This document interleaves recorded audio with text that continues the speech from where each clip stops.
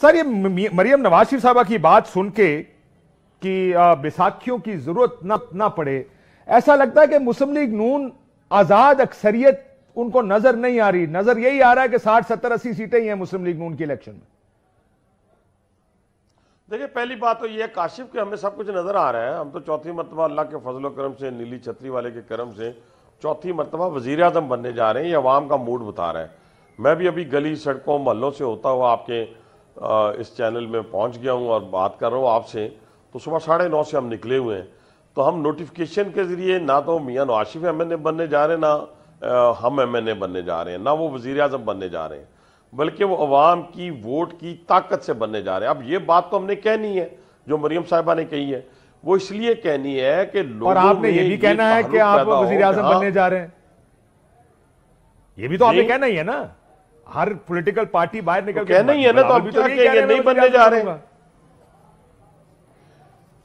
बिलावल के कहने में और हमारे कहने में फर्क है ना। आपके लिए मैदान खाली है ना बासी साहब, आप तो अकेले मैदान पंजाब से कितनी नहीं बिलावल साहब कहां मैदान खाली है यार। बिलावल साहब मौजूद हैं, तहरीक इंसाफ के लोग मौजूद हैं, बाकी पार्टियों के लोग मौजूद हैं, जमात इस्लामी के हैं, जमीयत उलमा इस्लाम के हैं, सारी पार्टियों के लोग यहां पर मौजूद हैं।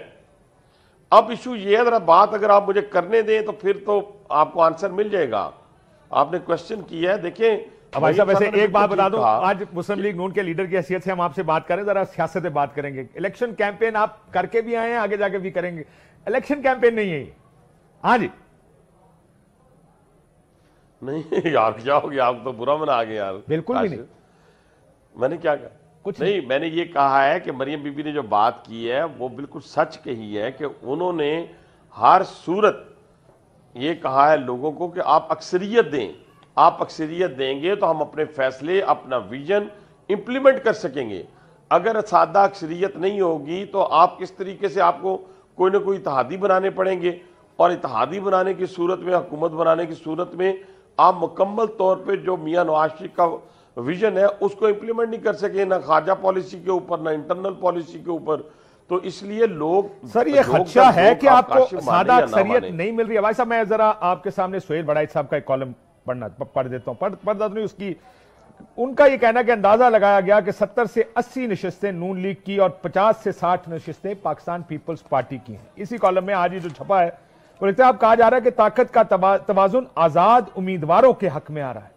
अगर इसका तर्जुमा करें कि आजाद उम्मीदवारों के हक में तवाजुन आ रहा है, और आप जानते हैं कि सुहेल बड़ाई साहब सियासत, इलेक्शंस को बड़े अरसे से देखते हैं, जितने लोगों से बात हो रही है, जरदारी साहब ने कहा अक्सरियत किसी की नहीं, आपके अलावा सब ये कह रहे हैं कि अक्सरियत किसी के पास नहीं है। इसका मतलब यह है कि अगर आजाद उम्मीदवारों की तरफ ताकत का तवाजुन है तो तहरीक इंसाफ जीत रही है, क्योंकि वो आजाद लड़ रही है इलेक्शन।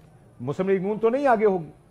पहली बात यह है कि देखें, मैं ये नहीं कहता कि मैं उनकी क्रेडिबिलिटी को चैलेंज कर ही नहीं सकता सुहेल बड़ाई साहब की। मैं तो अपनी बात करूंगा कि सिंध के अंदर पाकिस्तान पीपल्स पार्टी जीत नहीं रही, पंजाब में तो दूर की बात है। आप जरा समझने की कोशिश करें, सिंध में मखलूत हुकूमत बनने जा रही है। बात तो यह है ना कि मैं पहले बात आपको बताऊं, अब बाद में बताऊंगा तो उसका क्या फायदा होगा। आप देखें, सिंध के अंदर मखलूत हुकूमत बनने जा रही है, वो तो सूबाई हुकूमत से पीपल्स पार्टी की सिंध में नहीं बनने जा रही। तो कजा वो प्राइम मिनिस्टर बनने के ख्वाब देख रहे हैं, ये नहीं मुमकिन। सर ये आप पुराने उस पे चल रहे हैं, मैं माफी चाहता हूं। मैं आपको एक और बात बता दूं, इसी कॉलम में एक सुहेल बड़ाई साहब ने लिखा कि माजी में ये लग ऐसे रहा था कि जब मियाँ साहब लंदन से वापस आ रहे थे तो रियासती हुकूमत अमली ये नजर आ रही थी कि सारा इख्तियार उख्तियार बाबूजी की झोली में डाल देंगे, या इस हद तक कहा गया कि सिंध में भी पीपल्स पार्टी को इख्तियार नहीं देना। अब हालात जब ग्राउंड पर देखे तो बाबूजी के पल्ले कुछ नहीं है। ये मैं अपनी तरफ से जुमला डाल रहा हूं बीच में, ये लिख चुके हैं, आप पुराने प्लेबुक पे चल रहे हैं। अच्छा, मैं पुराने पे नहीं चल रहा, मैं तो अभी सड़कों पे फिर रहा हूं, अभी दुनिया को देख रहा हूं, पाकिस्तान को देख रहा हूं। सुने तो सही ना, सुने तो सही। इशू ये है कि इस वक्त जो मैं बात आपसे कर रहा हूं, रिकॉर्ड कर लेना। सिंध में भी मखलूत हुकूमत और बाबूजी के पल्ले क्या है, नहीं पल्ले, ये अपने जलसे जुलूस ये कहां से आ रहे हैं? ये ठाठे मारता हुआ समंदर हर जगह के ऊपर, हाफजाबाद से लेके, मानसेरा से लेके, आप भावलपुर से लेके, जहां जहां ननकाना से लेके, हर जगह के ऊपर देखें वोट पड़ेगा, बैलेट बॉक्स में जाएगा शेर के निशान का, फिर हम वजीर आजम, MNA, MPA बनेंगे। मैं कब कह रहा हूं सर ये तो इसलिए भी आपके ठाठे मारते समुद्र ग्राउंड रियलिटी है, आपके मुकाबले जो में हकायक नजर आ रहे हैं काशिफ साहब, वो यही बता रहे हैं कि वजीर आजम नवाज शरीफ चौथी मरतबा वजीर आजम बनने जा रहे हैं। ठीक है, चलो ये तो अब आपका वो एक पॉलिटिकल क्लेम है ना, लेकिन आपके जलसे बड़े, लेकिन आपने देखा कुछ अर्सा पहले जब इमरान खान साहब बाहर थे, उन्होंने भी जलसे किए और बड़े बड़े जलसे किए जब आपकी पीडीएम की गवर्नमेंट थी। अभी क्योंकि वो अंदर हैं, नहीं इलेक्शन लड़ सकते बल्कि जेल में है और कैंपेन भी नहीं कर सकते, इसलिए वो तो पैमाना अब हम नहीं रख सकते कि दूसरे का जलसा कितना है। बिलावल साहब ने अच्छे जलसे किए पंजाब में, अभी जो लाहौर का जलसा था अच्छा खासा उन्होंने जलसा किया, आज भलवाल में अच्छा जलसा किया चंद साहब के हल्के में। सवाल ये आप बताएं, आप पीपल्स पार्टी की मखलूक देख रहे हैं, मुझे ये बताएं नून की सीटें कितनी है कौमी असेंबली की? मेरा ख्याल है कि हम सादा अक्सरियत आसानी के साथ हासिल कर लेंगे। मैं एग्जैक्ट आपको नजूमी तो हूं नहीं, लेकिन सादा अक्सरियत हम हासिल कर लेंगे। और ये जो सब लोगों, बहुत से आजाद तजिया निगारों का ख्याल है, जो लोग सियासत को देख रहे हैं, वो कहते हैं नहीं 70 से 80 मियाँ साहब ने भी, एक तो ये भी आर्गूमेंट है कि मियाँ साहब ने इन्नी सीटा भी नहीं देनी है कि वो कंट्रोल तो ही बाहर हो जाए। ये तो एक बात अलग बहस है, मैं इसको नहीं मानता। सीटें उतनी होनी चाहिए जो कि कोई जीत सके, लेकिन अगर आजाद जीतते नजर आ रहे हैं लोगों को कि अक्सरियत आजाद की होगी, तो ये तो इलेक्शन तो तरीके साहब जीत रही है, उसका तर्जिया तो यही होगा।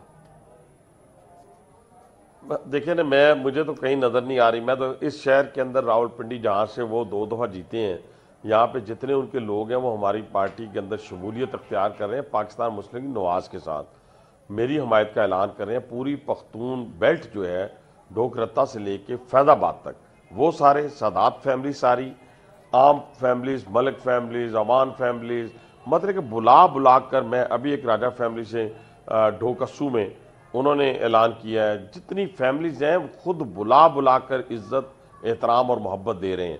ये जोश खरोश, मैंने पहले भी 2 इलेक्शन जीते हैं, 2003 में 60,000 की लीड से, 2008 में मैंने 70,000 की लीड से, मैं एक इलेक्शन लड़ नहीं सका, एक में 9,000 से हारा। वैसे वो जो इलेक्शन नहीं लड़ सके बासी साहब, जो 2018 का इलेक्शन रात गए आपके खिलाफ फैसला एक आया था, आज उसी का एक रीप्ले हो रहा है कि आपके मुखालिफ जेल में हैं जब आप इलेक्शन की कैंपेन कर रहे हैं, शेख रशीद साहब जेल में हैं, तहरीके इंसाफ के पास बल्ले का निशान नहीं है, शरियार रियाज साहब लड़ रहे हैं इलेक्शन तहरीके इंसाफ के। वो आपको पुरानी यादें नहीं आई कि टेबल बदल गए हैं, अब पहले हनीफ अब्बासी अंदर था बाकी बाहर थे, आज हनीफ अब्बासी बाहर है बाकी अंदर है?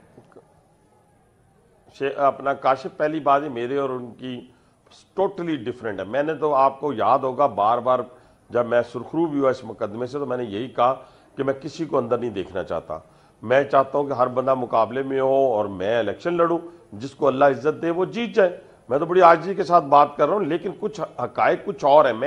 मेरे मुकदमे में तो वो मुद्दई बन गए थे, सुप्रीम कोर्ट चले गए थे ना, अगर आपको याद हो, किसके मुकदमे का फैसला करें, वो तो सुप्रीम कोर्ट। मैं तो उनके खिलाफ किसी जगह नहीं गया, ना थाने में गया हूं, ना अदालत में गया हूं। नहीं गए, लेकिन वो तो फिर भी मैदान में नहीं है ना। के मास्टर क्या शेख रशीद को मैदान में होना चाहिए था आपके ख्याल में? भी मैं मुद्दई नहीं हूं ना, मैंने तो ख्वाहिश का इज़हार पॉलिटिशियन के तौर पर कहता हूं, क्या शेख रशीद साहब को मुकाबले में मैदान में होना चाहिए? मुझे अपना मुझे अपना पॉइंट क्लियर करने दे काशिफ, इतना जुल्म ना करें। मैंने ये कहा कि जरा सोचें कि मेरे हवाले से तो वो गए लोगों के पास और कहा कि हनीफ अब्बासी जेल जाएगा तो मैं इलेक्शन लड़ूंगा।